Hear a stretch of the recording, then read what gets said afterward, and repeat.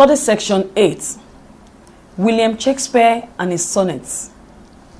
Introduction.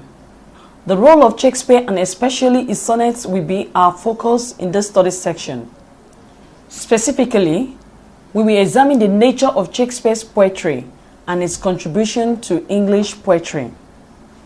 Learning outcomes. When you have studied this section, you should be able to discuss the contribution of Shakespeare to English poetry. About Shakespeare. Shakespeare was a known dramatist and poet, baptized in Holy Trinity Church, Stratford-upon-Avon, on April 26, 1564. He was the eldest of 5 surviving children of John Shakespeare, who was a bailiff and justice of peace. Shakespeare's mother was from a wealthy family of landowners. He attended Stratford Grammar School, although his records in the school were said to be lost.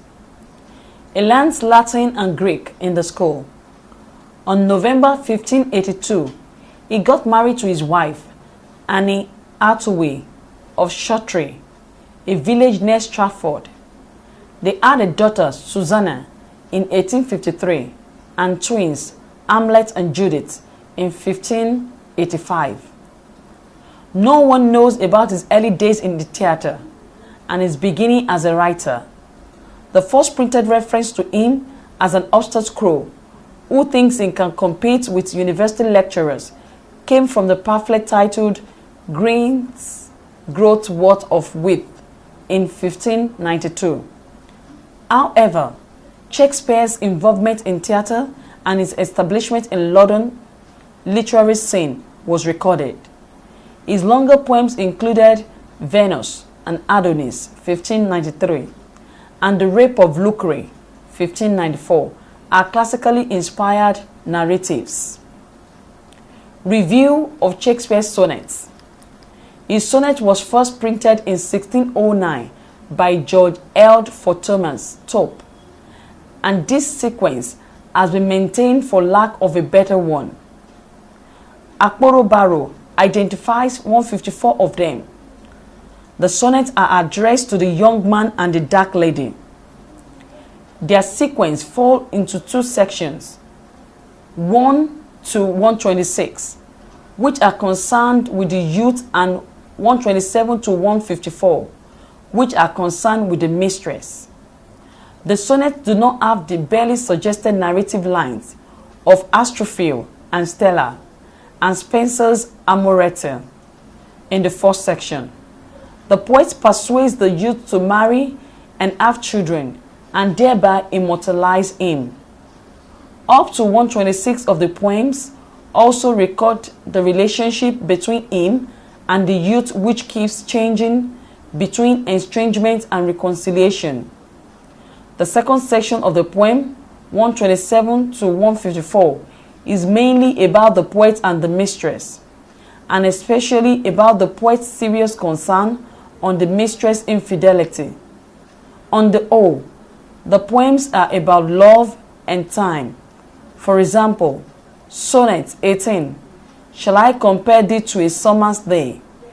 Sonnet 116, Let me not to the marriage of true minds. Sonnet 130, My mistress' eyes, and many others. Carter and Macrae, 2001-90, agree they are poems of love and of time, of love outlasting time, and poetry outlasting all. Critics have tried to identify the mysterious young man and dark lady to whom the sonnet is addressed, but it is more realistic to see the poems not as having particular addressees, but as examining the masculine or feminine element in all humanity and in all love relationship. Power, as in the plays, is another major concern of the sonnets.